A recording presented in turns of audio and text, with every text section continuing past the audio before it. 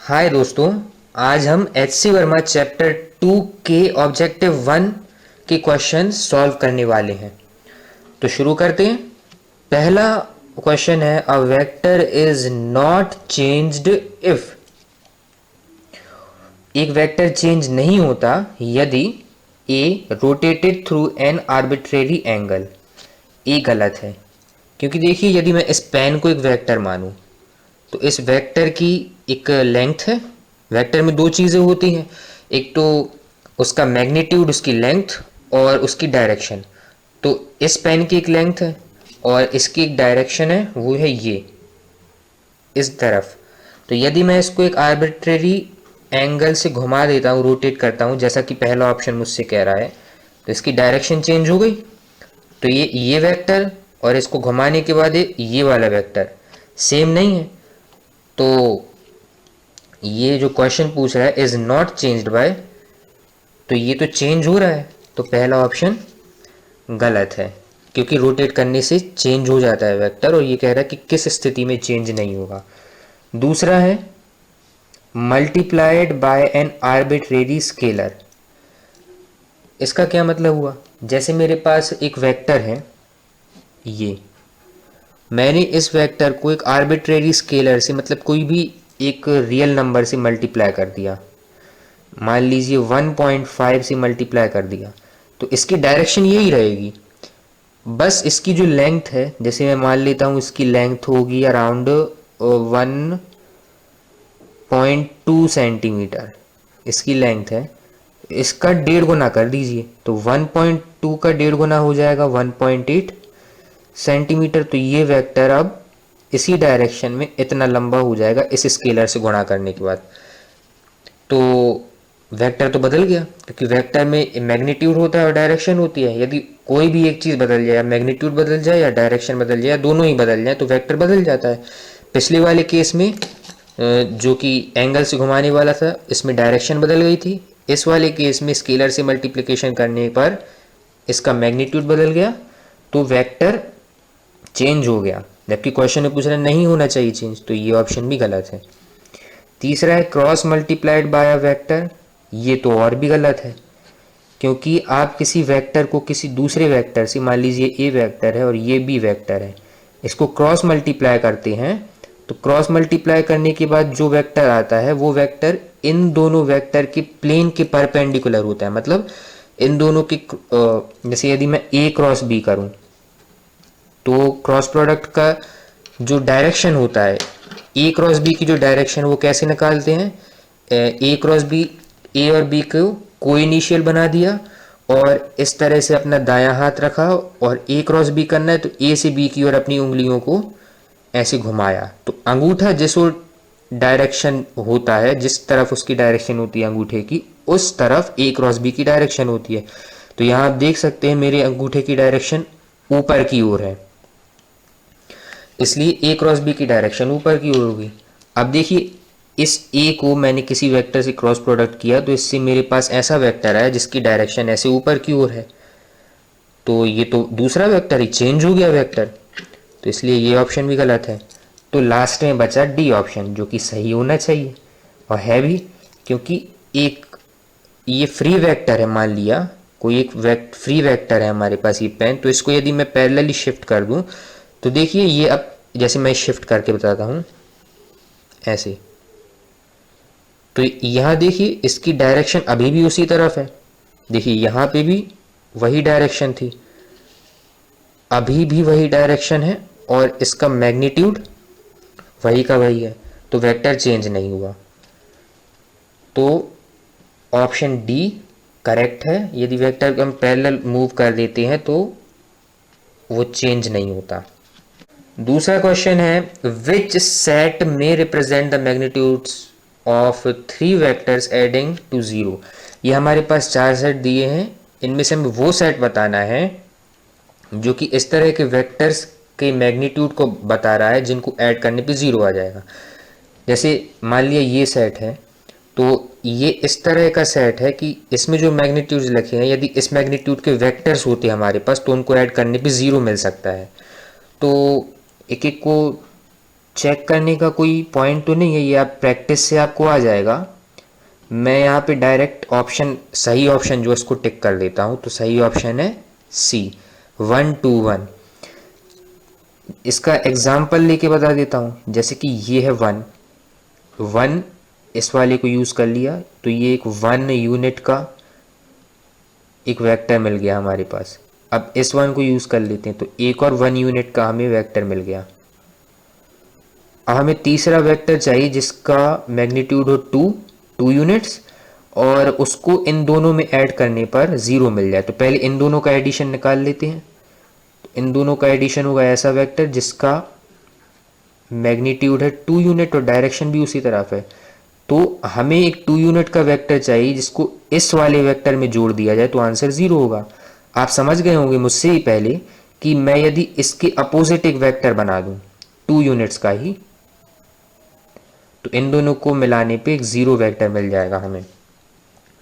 तो ये हो गया एक वेक्टर जिसकी मैग्नीट्यूड 1 है, ये एक वेक्टर जिसका मैग्नीट्यूड 1 है, और ये एक वेक्टर जिसकी मैग्नीट्यूड 2 है। इन तीनों को ऐड करने पे आंसर आ गया 0 वेक्टर या 0। इन तीनों से ऐसा आप नहीं कर सकते, ए से, बी से और डी से आप कभी भी 0 वेक्टर नहीं बना सकते। क्योंकि आप देखिए, मैं इसकी ट्रिक भी बता देता हूँ। असल में 1 और 1 2 होता है, इसलिए ये काम आ गया। यदि आप यहाँ पे देखें तो ऐसे कोई भी आप 2 नंबर के पेयर नहीं ढूंढ सकते जिसको जोड़ने पे हमें तीसरा नंबर मिल जाए। देखिए 2 और 4 6 होता है, ये तो 8 लिखा हुआ है। 2 और 8 10 होता है, ये तो 4 लिखा हुआ है। इसी तरह से यहाँ पे भी और यहाँ पे भी हो रहा है, इसलिए सी ऑप्शन सही है। तीसरा है resultant of A vector and B vector makes angle alpha with A vector and beta with B vector. मतलब जैसे ये ए वेक्टर है ये, और ये है बी वेक्टर। मान लीजिए इन दोनों का जो बीच में एंगल है वो है थीटा, ये वाला एंगल यहाँ पे लिख दिया है मैंने।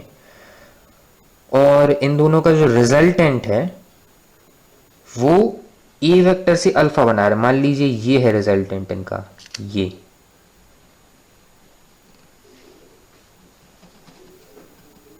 तो ये जो रिजल्टेंट है वो ए से बना रहा है अल्फा, बी से बना रहा है बीटा। तो अब हमें क्या बताना है कि अल्फा और बीटा के बीच में क्या रिलेशन होगा। ये ऑप्शन तो बिल्कुल ही गलत है, क्योंकि अल्फा लेसर देन बीटा होगा, ये ऑप्शन कह रहा है। क्यों भाई, अल्फा ग्रेटर देन बीटा भी तो हो सकता है। जैसे मैंने यहाँ जो चित्र बनाया है इसमें तो अल्फा लेसर देन बीटा है। अच्छा ये क्या है, ये एंगुलर बाइसेक्टर है। ये वो एंगल है जो थीटा बाई 2 को रिप्रेजेंट कर रहा है, थीटा बाई 2। यहाँ भी थीटा बाई 2, तो थीटा बाई 2 से जो कम होगा, मतलब अल्फा जो है वो थीटा बाई 2 से कम है, तो बीटा थीटा बाई 2 से ज़्यादा होगा, इसलिए बीटा अल्फा से बड़ा है। ये वाला जो चित्र है वो ये बता रहा है। लेकिन ऐसा भी तो हो सकता है कि ये जो रिजल्टेंट है, जैसे मैं यहाँ बना देता हूँ अलग से, ये है ए वेक्टर, ये है बी वेक्टर, इसका रिजल्टेंट ये है अपना एंगुलर बाइसेक्टर, और इसका रिजल्टेंट मान लीजिए यहाँ पे आ जाए, इसको ये एक्स्ट्रा लाइन खिंच गई, ये रिजल्टेंट यहाँ पे आ जाए, तो आप देखिए अल्फा बड़ा हो गया बीटा से। ठीक है, तो ये पहला ऑप्शन गलत है। दूसरा ऑप्शन कह रहा है alpha less than beta if A less than B. Alpha beta से कम होगा यदि ए कम होगा बी से। ये बात भी गलत है। क्यों गलत है, अभी हम इसको समझाते हैं। ये डी ऑप्शन जो है ये भी गलत है, क्योंकि यदि ए और बी, अच्छा इसको एक तरह अलग से डिस्कस कर लेते हैं। जैसे ये है ए, ये है बी वेक्टर, ये है इन दोनों के बीच का एंगुलर बाइसेक्टर। तो यदि ए वेक्टर और बी वेक्टर बराबर होंगे तो इनका जो रिजल्टेंट है वो इस एंगुलर बाइसेक्टर पे ही आ जाएगा। ए और बी का जो वेक्टर को यदि हम सम करते हैं तो उसका जो परिमाण होता है, मैग्नीट्यूड होता है, वो दिया जाता है a square plus b square plus 2ab cos theta और इसके स्क्वायर रूट से। तो यदि हम इसको ए और बी को बराबर रख दें तो इसको थोड़ा सॉल्व करने पे हमें 2a cos थीटा बाई 2 मिल जाएगा। क्या मिलेगा, 2a cos थीटा बाई 2। और जो इसकी डायरेक्शन होती है a प्लस बी की, ए से, या मतलब कि ये जो एंगल होता है a प्लस बी, मतलब a और b के रिजल्टेंट का जो a से एंगल होता है वो होता है b साइन, हम ऐसे लिख सकते हैं, जैसे मान लीजिए ये अल्फा एंगल है तो टेन अल्फा होता है b sine theta upon a plus b cos theta. Theta इन दोनों के बीच का टोटल एंगल है ये वाला। तो यहाँ पे यदि हम a और b डालेंगे तो ये यहाँ से टेन थीटा बाई 2 आ जाएगा। तो अल्फ़ा होता है, अपन कह सकते हैं अल्फ़ा होता है थीटा बाई 2 यदि a और b बराबर होते हैं तो। वो मैं कैलकुलेशन अभी नहीं कर रहा हूँ, आप चाहे तो चेक कर सकते हैं खुद करके। इसमें a और b को इक्वल डालिए, मतलब b को a के इक्वल डालिए तो आपको ये मिल जाएगा, यहाँ पे b को a के इक्वल डालिए तो आपको ये मिल जाएगा। तो ये होता है मैग्नीट्यूड जब दोनों a और b इक्वल होते हैं तो उनके रिजल्टेंट का, और ये होती है डायरेक्शन थीटा बाई 2 अल्फ़ा। तो मैं ये कह रहा हूँ कि जब a और b बराबर होते हैं तो वो बिल्कुल एंगुलर बाइसेक्टर पे आता है रिजल्टेंट।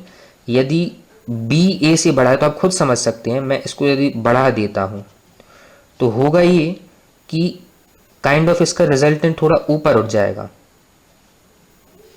इस तरह से। तो अल्फा बीटा से बड़ा हो जाएगा। और यदि मैं ए को बढ़ा देता हूँ, मतलब इसको वापस छोटा कर देता हूँ, ऐसे मैं ढाक देता हूँ इसको और ए को बढ़ा कर देता हूँ, तो अब जो इनका रिजल्टेंट है वो काइंड ऑफ इससे थोड़ा नीचे आ जाएगा एंगुलर बाइसेक्टर से, मतलब यहाँ पे कहीं आ जाएगा रिजल्टेंट। और हम देख सकते हैं फिर अल्फ़ा बीटा से कम हो जाएगा। तो अल्फ़ा बीटा से कम कब है, जब ए बड़ा है बी से। यही हमें ऑप्शन सी में पता चल रहा है, तो ऑप्शन सी इसलिए सही है और बाकी बी और डी गलत है। फोर्थ क्वेश्चन है component of a vector is always less than its magnitude. मतलब ये पहला क्वेश्चन था, component of a vector is, option a है always less than its magnitude, और दूसरा ऑप्शन है always greater than its magnitude, तीसरा है इक्वल टू इट्स मैग्नीट्यूड, और चौथा है नन ऑफ दीज। तो इसको एक सिचुएशन से समझते हैं। एक जैसे डायरेक्शन है हमारे पास ऐसी, और एक वेक्टर है ये जो वेक्टर है ये इस डायरेक्शन से थीटा एंगल बना रहा है। तो जाहिर सी बात है इस वेक्टर का इस डायरेक्शन में कंपोनेंट जो ये है, ये मान लिया ए वेक्टर है, तो ये जो होगा कंपोनेंट, इसका मैग्नीट्यूड होगा ए कॉस थीटा। ये तो आप जानते हैं कॉस थीटा जो है, चूंकि ये एंगल एक क्या बोलते हैं न्यून कोण है, एक्यूट एंगल है, तो 0 से 1 तक वेरी करेगा कॉस थीटा। और यदि ये ऑब्ट्यूज एंगल भी होता तो भी हम ये हो जाता है इसका क्या बोलते हैं कंपोनेंट, तो उसका मैग्नीट्यूड तो फिर भी ए कॉस थीटा ही रहता यदि ये थीटा हो गया तो। मतलब जैसे ये एंगल है ऑब्ट्यूज एंगल है, तो इसके करस्पॉन्डिंग हमें एक एक्यूट एंगल मिल जाएगा। तो मैं बस यही कह रहा हूँ कि जो भी इसका कंपोनेंट है उसका मैग्नीट्यूड अपन ए कॉस थीटा लिख सकते हैं, जहाँ पे जो थीटा है इस डायरेक्शन और इस वेक्टर के बीच का एक्यूट एंगल होता है। तो कॉस थीटा 0 से 1 तक वेरी कर सकते हैं, इसलिए ये जो कंपोनेंट है वो या तो a इंटू 1 हो सकता है मैक्सिमम, मतलब a, और मिनिमम हो सकता है a इंटू 0 मतलब 0।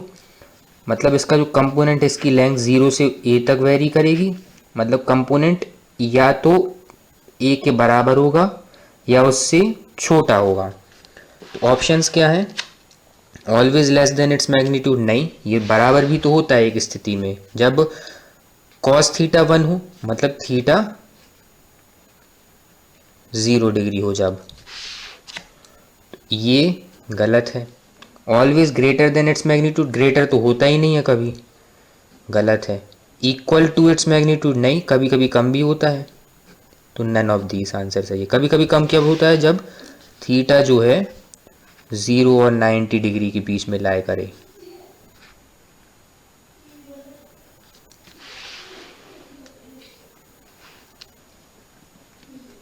पांचवा क्वेश्चन है a vector A points vertically upward and B points towards north, vector product A cross B की डायरेक्शन क्या होगी, और ये डायरेक्शंस दी हैं। तो हम यहाँ पे कुछ डायरेक्शंस बना के देखते हैं।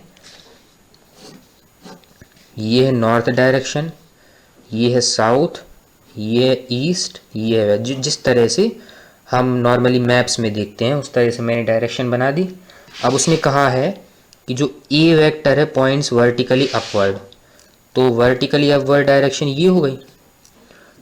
तो मान लिया ये जो पेन है, ये पेन हो गया ए वेक्टर, ठीक है। दूसरा कह रहा है B vector points towards north, तो ए वेक्टर हो गया वर्टिकली अपवर्ड और बी वेक्टर मान लिया ये पेन कैप है। अच्छा, मैं दूसरा पेन लेके आता हूँ।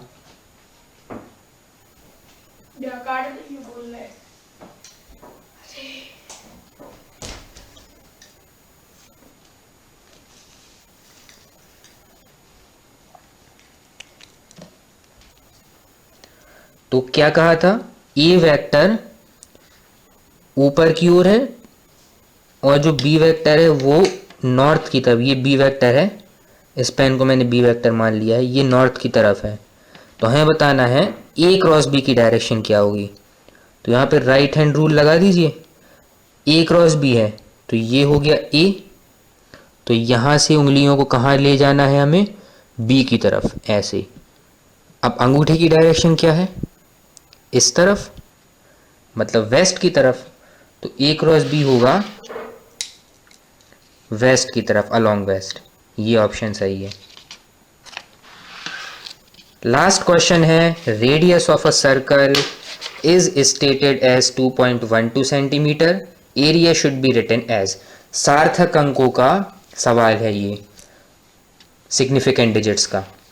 तो फॉर्मूला लगा लीजिए, एरिया क्या होता है सर्कल का, एरिया होता है पाई आर स्क्वायर, तो पाई की वैल्यू रख दीजिए 3.14, आर स्क्वायर तो 2.12 का होल स्क्वायर। इसको सॉल्व कर लीजिए, इसी के करीब करीब आएगा आंसर, क्योंकि सारे ऑप्शन तो सेम ही दिए हैं। अच्छा, कर ही देते हैं, 3.14 और 2.12 इंटू 2.12। अब इसमें ऊर्ध्व तिर्यक विधि से सॉल्व कर लीजिए। अच्छा, मैं ऊर्ध्व तिर्यक विधि पे भी एक वीडियो बनाने वाला हूँ और उसकी लिंक मैं इस वीडियो में दे दूंगा आने वाले टाइम में। तो यहाँ पे हम लिख सकते हैं 3 1 4 4 4 9 4 4।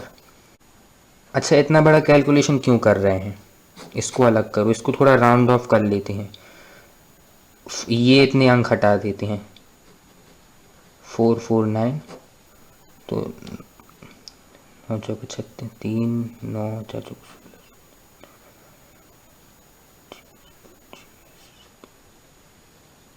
2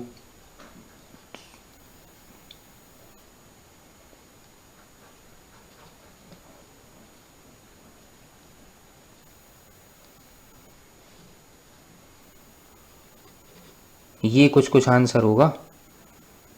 तो कहाँ, यहाँ पॉइंट था और यहाँ पॉइंट था, तो यहाँ पॉइंट आ जाएगा। इसको हम लिख सकते हैं 14 पॉइंट, ये राउंड ऑफ करके इसको राउंड ऑफ कर लिया है, वरना एग्जैक्ट आंसर कुछ और होगा। तो हमें इसको सार्थक अंकों से क्या समझना है हमें, क्योंकि हमें ओरिजिनल डेटा में 3 सार्थक अंक दिए हैं, तो जब भी हम ऐसे मल्टीप्लिकेशन करते हैं तो आंसर में उतने ही सार्थक अंक होने चाहिए जितने हमें ओरिजिनल डेटा में दिए हुए हैं। तो यहाँ पे 3 सार्थक अंक दिए हुए हैं, तो आंसर में भी 3 सार्थक अंक होने चाहिए। तो यहाँ में 3 सार्थक अंकों में इसको राउंड ऑफ करना होगा, तो ये हो जाएगा 14.1। इस हिसाब से ऑप्शन बी सही है। अच्छा, ये सब कैलकुलेशन करने की ज़रूरत नहीं है, आपको मैं टाइम बचाने के लिए ये सलाह दूंगा कि चूँकि यहाँ पे ऑप्शंस तो सारे सेम ही है 14 के आसपास, मतलब वो हमें मल्टीप्लिकेशन का टेस्ट नहीं ले रहा है, वो असल में हमारा सार्थक अंक का टेस्ट ले रहा है। तो हमें केवल सार्थक अंक गिनने हैं। इसमें 3 सार्थक अंक, देख लीजिए किस में 3 सार्थक अंक हैं, इसमें है 3 सार्थक अंक, तो यही सही, क्योंकि जो भी आंसर आएगा उसमें हमें 3 सार्थक अंक तक हमें उसको लिखना ही पड़ेगा। इस वाले ऑप्शन में हम केवल सार्थक अंक देख के भी आंसर लिख सकते हैं। तो ये थे चैप्टर 2 के ऑब्जेक्टिव 1 के क्वेश्चन के सॉल्यूशन।